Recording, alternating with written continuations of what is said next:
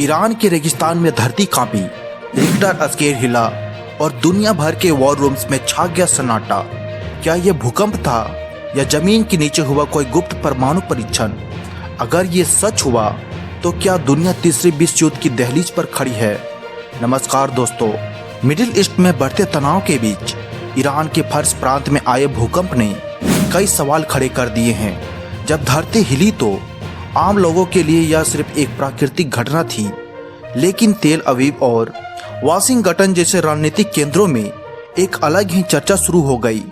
क्या यह प्राकृतिक भूकंप था या जमीन के नीचे किसी गुप्त परमाणु परीक्षण की गूंज? सबसे पहले तथ्य समझना जरूरी है।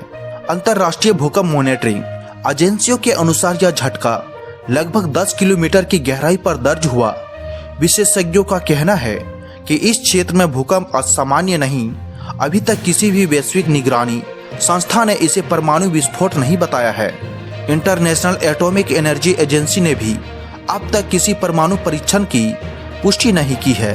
रेडिएशन या विस्फोट के ठोस संकेत नहीं मिले हैं, लेकिन सवाल उठना स्वाभाविक है क्योंकि हाल ही में इजराइल और ईरान के बीच तनाव चरम पर है। वहीं यूनाइटेड स्टेट लगातार ईरान के परमाणु कार्यक्रम को लेकर सख्त रुख अपनाता रहा है। विशेषज्ञ बताते हैं कि प्राकृतिक भूकंप में कंपन की तरंग, जबकि भूमिगत परमाणु विस्फोट में झटका अचानक और तीव्र होता है। वैज्ञानिक संस्थाएं इन पैटर्न्स को पहचानने में सक्षम हैं। फिलहाल उपलब्ध डेटा प्राकृतिक भूकंप की ओर ही संकेत करता है। क्या दुनिया परमाणु युद्ध की ओर बढ़ रही है? यह सबसे बड़ा डर है।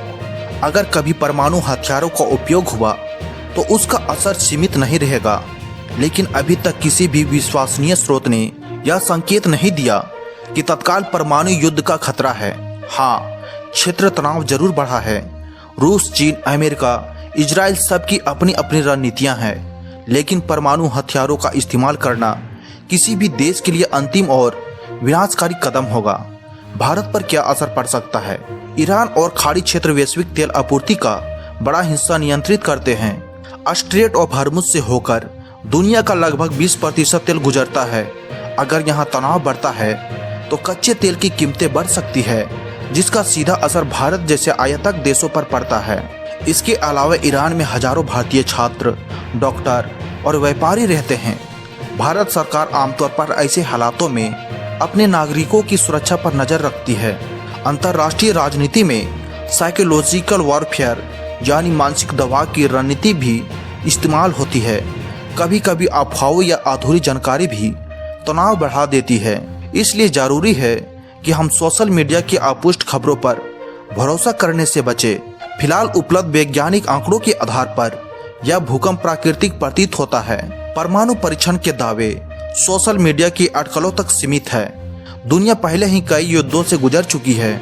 उम्मीद यही करनी चाहिए कि हालात काबू में रहे, कूटनीति काम करे और मानवता सुरक्षित रहे।